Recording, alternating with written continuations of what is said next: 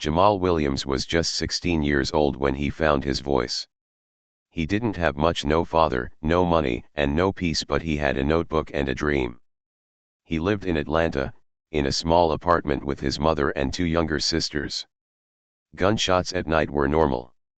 Sirens were louder than the school bell. But Jamal wasn't like the other boys on the street.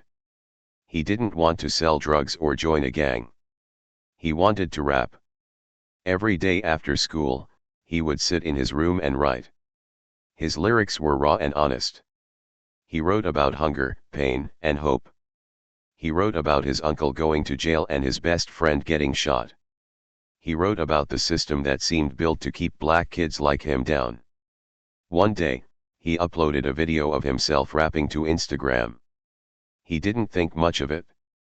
But the next morning, his phone was full of messages. People loved it. His video had over 50,000 views in 2 days. A few weeks later, he got a message from a local producer named Tony Carter. "You got something, kid? Let's meet." Tony was well known in Atlanta.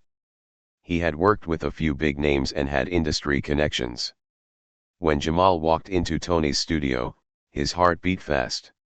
This was the chance he had prayed for. Tony listened to Jamal's music. He nodded, smiled, then leaned back in his chair. "You're good, real good. But we need to make some changes." Jamal looked confused. "What kind of changes?" "People don't want pain, they want power. Talk about money. Cars. Girls. Guns. That's what sells." Jamal hesitated. That wasn't who he was. But his family needed help. His mom worked 2 jobs. His sisters wore old clothes to school. If he could make it big, he could give them a better life. So he said yes. Tony gave him beats. Hard, loud, aggressive. Jamal changed his lyrics. Now he rapped about street life, about hustling, about getting rich no matter the cost. His voice stayed the same, but his message changed. The new songs blew up fast. He got 1 million streams in a week. Clubs played his music. Blogs called him the next big thing. The label offered him a deal $500,000 upfront. Jamal signed. He moved his family out of the apartment. Bought his mom a car. Enrolled his sisters in a better school. Everything seemed perfect. But inside, Jamal didn't feel happy. He felt fake. One night, he visited his old neighborhood. Kids were outside, blasting his music on Bluetooth speakers. They danced, rapped along, and threw up gang signs. He smiled at first until he saw a 12-year-old boy rapping about killing rivals. That boy was his cousin Malik. "Where'd you learn that?" Jamal asked. Malik shrugged. "From your song." Jamal felt sick. He tried to shake it off. Maybe it was just one moment. But then came the news. The next day, Malik was caught in a drive-by shooting. Shot twice in the leg. Survived, but barely. Jamal sat in the hospital, holding back tears. His mother didn't say much. But the look in her eyes said everything. Something was wrong. His music was supposed to lift people. But now, it was hurting them. He went back to the studio and told Tony, "I want to change things. I want to go back to real rap truth, not violence." Tony looked at him like he was a fool.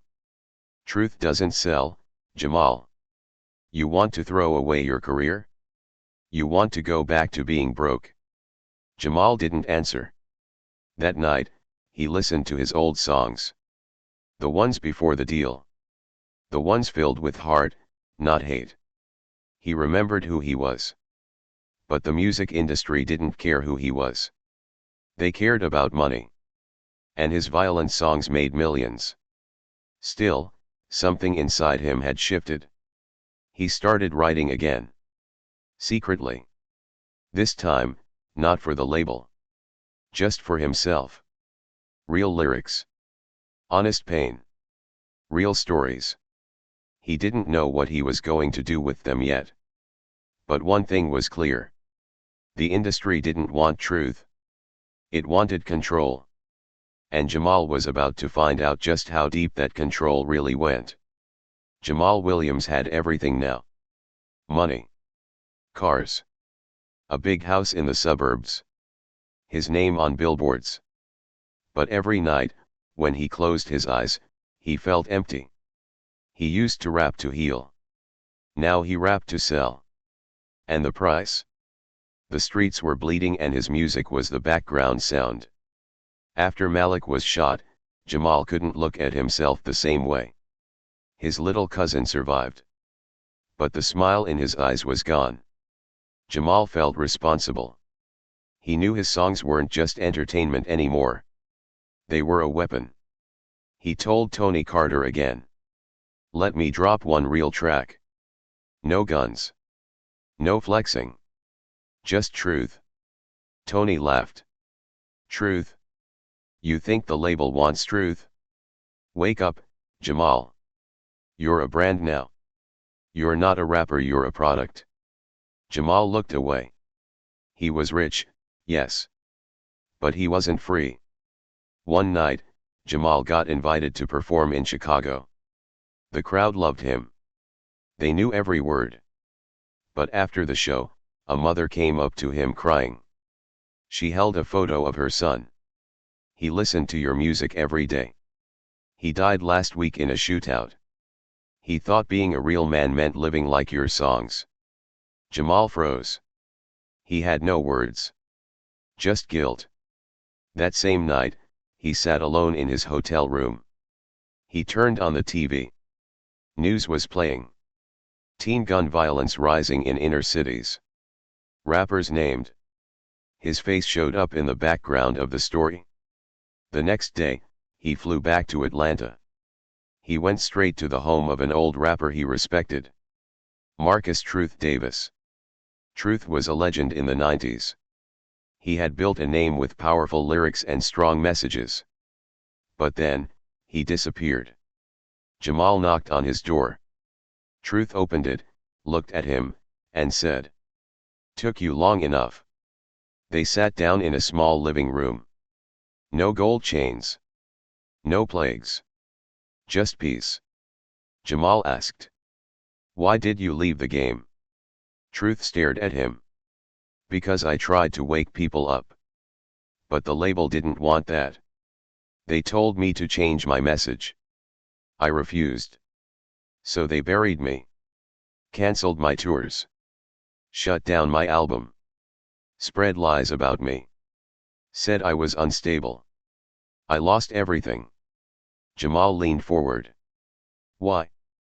Why do they care so much about what we say?" Truth stood up. He pulled out a dusty folder from a drawer.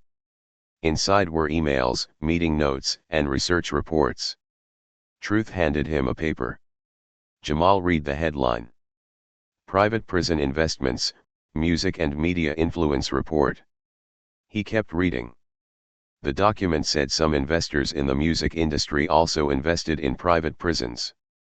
The logic was cold. Promote violence in rap. Increase crime rates in black communities. More arrests equals more money in prison deals. Jamal felt sick. You're telling me, they want us to destroy our own people? For profit. Truth nodded. They don't care about the music. They care about control. And cash. Jamal took the folder and left. That night, he sat in his studio.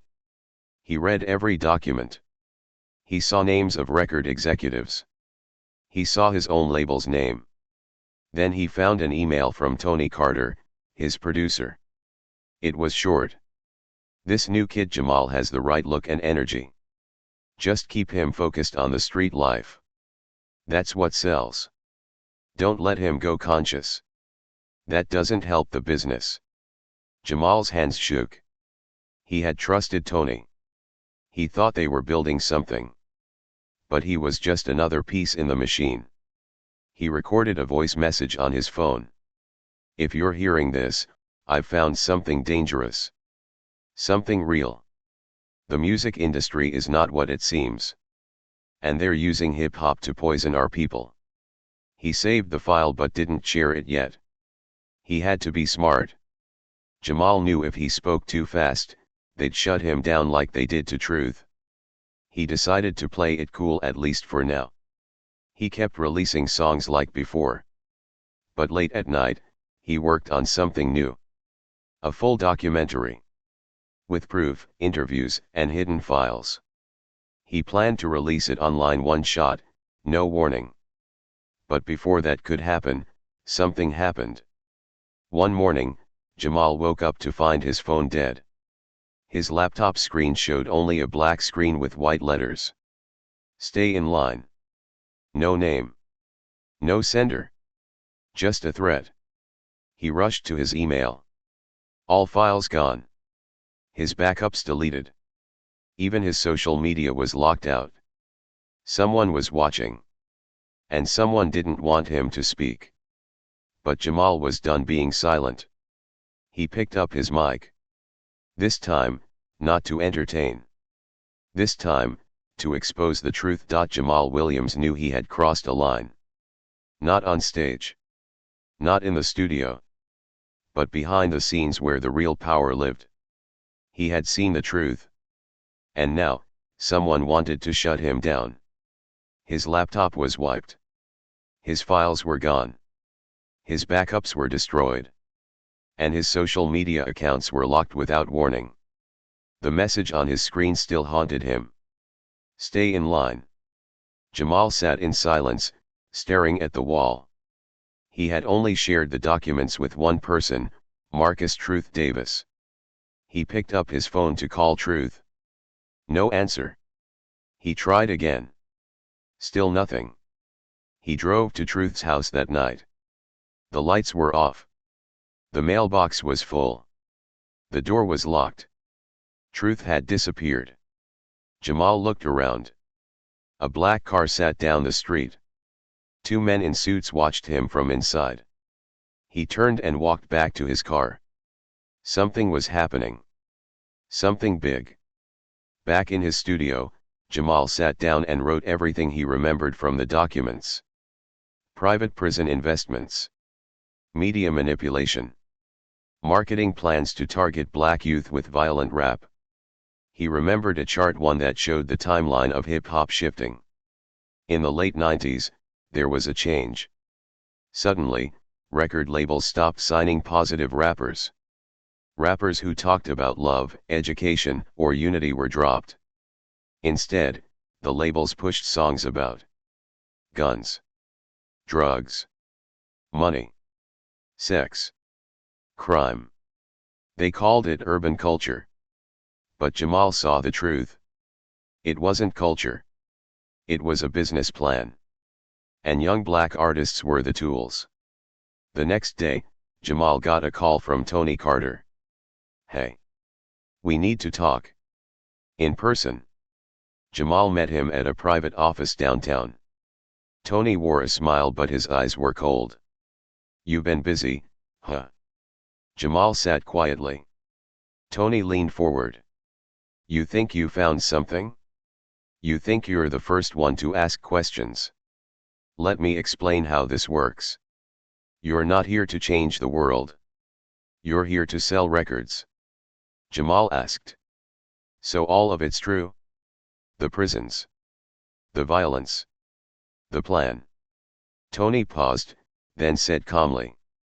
"Of course it's true. What did you think this was art? This is an empire. And you? You're a soldier. Not a king. Now delete whatever you have left. Or this little empire you built. It disappears tomorrow." Jamal stood up. "You can take the fame. You can take the money. But you're not taking my voice." He walked out. He didn't know where he was going next. But he knew he couldn't stop now. Later that night, Jamal met secretly with an independent journalist named Lisa Grant. She had written about music and media for years and she didn't work for any major network. He showed her what he had left. Handwritten notes. Copies of the documents. A recording of Tony's threat. Lisa listened. She didn't blink once.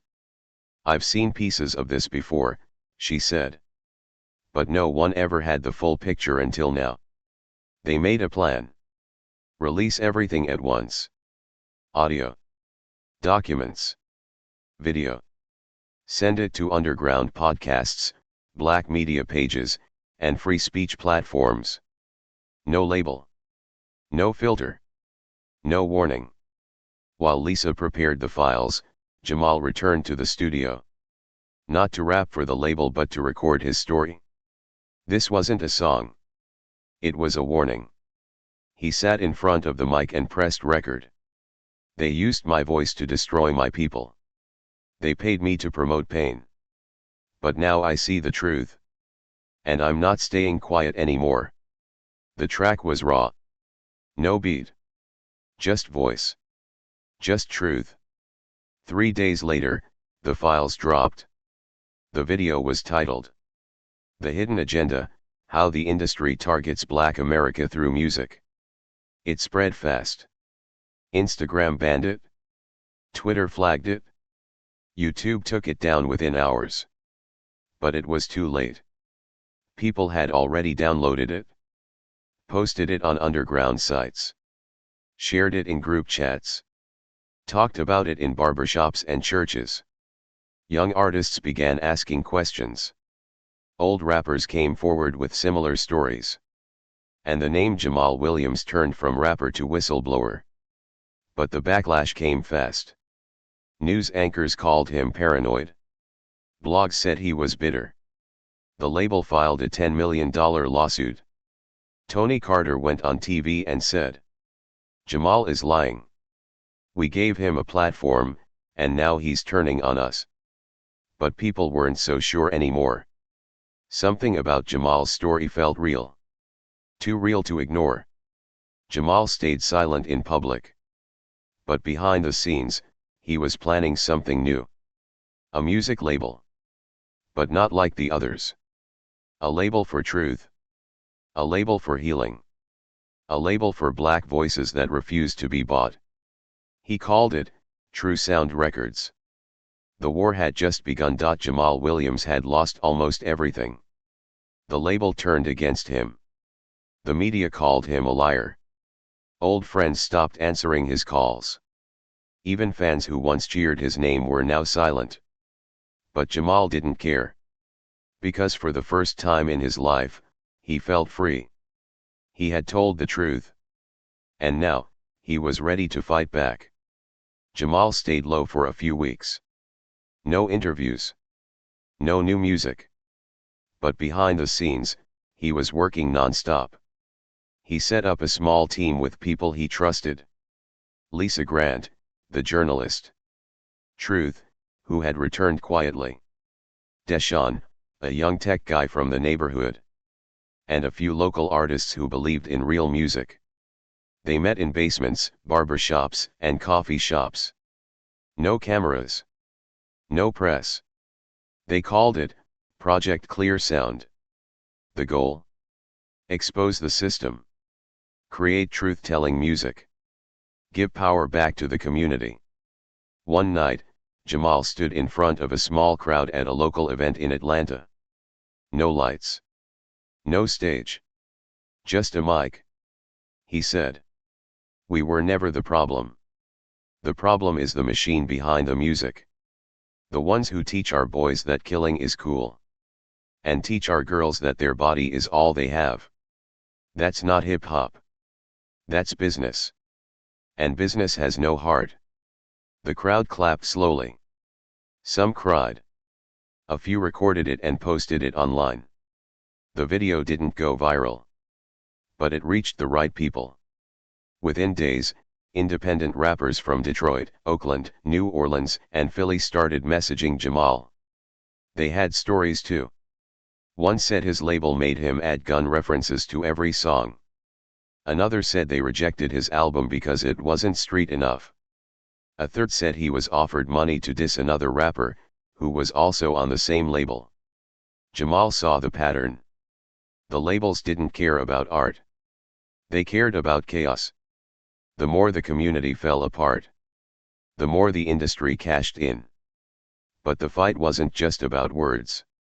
The label sued Jamal for breach of contract. They wanted $10 million. Jamal couldn't pay that. He barely had $100,000 left after court fees, donations, and security. He released a statement. "You can take my name. You can take my money. But you can't take my truth. And if I have to lose everything to wake up our people, then so be it." People listened. Not all, but many. One night, Jamal received an anonymous tip.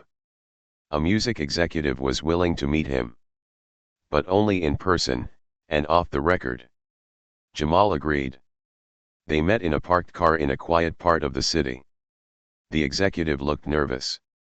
"I've worked in this business 20 years, he said. "And everything you said is true. Maybe worse. Some execs don't even listen to rap. They don't care what's in the music. They just study data. What gets clicks? What causes reactions? And violence gets reactions. They don't say it out loud. But they know. If young black men keep killing each other, they stay rich." Jamal asked. "Why are you telling me this?" "Because I have a son. And he listens to your old music. The one that went viral.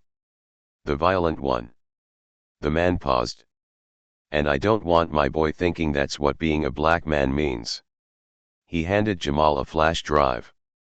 "There's proof on here. Contracts. Emails. Marketing notes. Use it." Then he left. Jamal and Lisa studied the files all night. What they saw shocked them. One email said, "Avoid signing artists with social justice themes." Another said, "Push aggressive content around holiday seasons to boost prison stock deals." There were bonus charts. The more streams a song got, the more some executives earned, not from music, but from private prison stocks.